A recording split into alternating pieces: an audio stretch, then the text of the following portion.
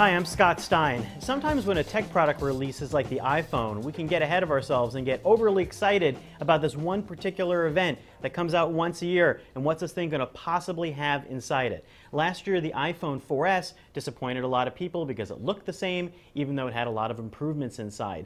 What people were waiting for is what was announced last week, the iPhone 5, because people were looking for 4G LTE service and a larger screen on their iPhone. In fact, in our review, we said exactly that. That's been provided here along with another redesign. Is that enough to totally transform the iPhone? Well, it looks a lot like an iPhone from the front. On the back, it looks a little bit different, maybe almost like a MacBook or an iPad, because there's an aluminum back that's either shaded silver or dark slate gray on the black model.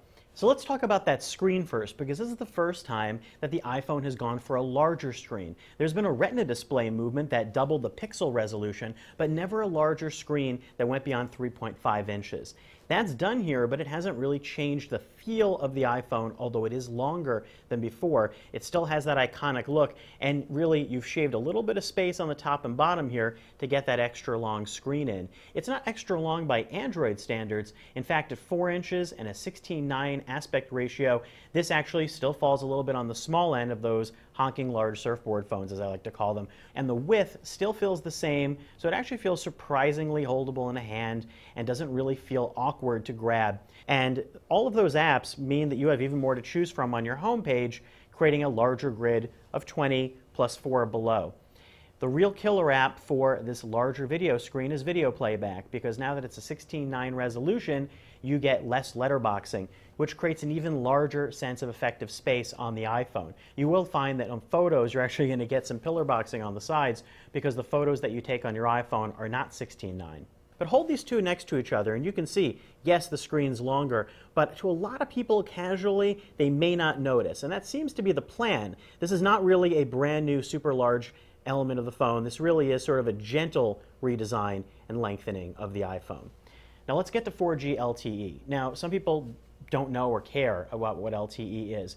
What 4G LTE is much faster data speeds than on 3G, and it's really dramatic if you've never used it before. In fact, there's a good chance it's going to be faster than your home Wi-Fi. And that's the case for me. In fact, when I tried using the AT&T version at home, I found that LTE speeds were almost twice what I was getting on my home Wi-Fi. Maybe I have terrible home Wi-Fi, but I think it's pretty average at about 9 megabits per second, and this was getting almost close to 20 megabits per second. This is the AT&T model. I can't speak for Verizon or Sprint yet. But that brings up another point. Not all iPhone flavors are exactly the same this time around. Now, you can use data and calls at the same time with the AT&T version, but you can't with the iPhone 5 via Verizon or Sprint. Now, how does the battery hold up? That's a good question, because this iPhone is actually thinner and lighter than before. You're dealing with percentages, 18% thinner, 20% lighter. The thing you're really going to notice is maybe not so much the thin element, but that it's light. It's really light. It makes the iPhone 4 and 4S feel much more leaden and dense. Battery life so far, stay tuned for our full benchmark test, have been pretty good. I've been using it all day long, unplug it at 8 a.m., use it till the night as much as I can, and it hangs in there. It seems to be paralleling the iPhone 4S, except for the fact that this is using 4G LTE. There are other additions too. The camera's been tweaked a little bit. It's still 8 megapixels, but there are some additional features built in, and it works faster. Now, while the camera on the rear may not have had a lot of changes, the front-facing camera has. It's now an HD camera, 720p, and it will take a lot sharper photographs and really nice crisp video for all of you that like to look at yourselves in your iPhone. Another design change you can totally see on the bottom of the iPhone 5 is that headphone connector is now on the bottom. It's like an iPod Touch. And also the speakers have been reoriented, and in the middle there, that's the lightning connector, the controversial lightning connector. That's because you're going to have to change out your USB cables, your accessories to accommodate that. Now, it is a reversible connector and plugs in a lot more easily than the previous 30-pin. It's nice abstractly, except for the fact that if you have old accessories, you're going to have to buy a 30-pin to lightning adapter, which may not work with all your peripherals. It will allow audio, but it will not allow video. You're going to have to buy a separate lightning to VGA or HDMI cable separately to use with the iPhone 5. Inside the iPhone 5 is a new processor, an A6 processor, which Apple claims is up to 2 times faster than the iPhone 4S's A5 processor.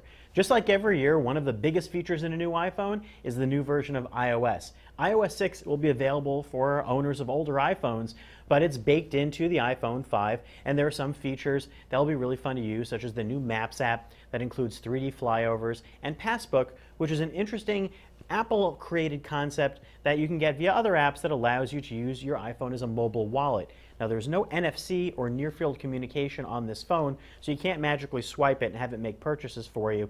This phone, though, is probably not going to have one particular feature that's going to make you run out and scream, oh boy, this is a completely different experience. In fact, we're looking at a landscape now where there are tons of Android phones and interesting smartphones that are all creating something new to the mix.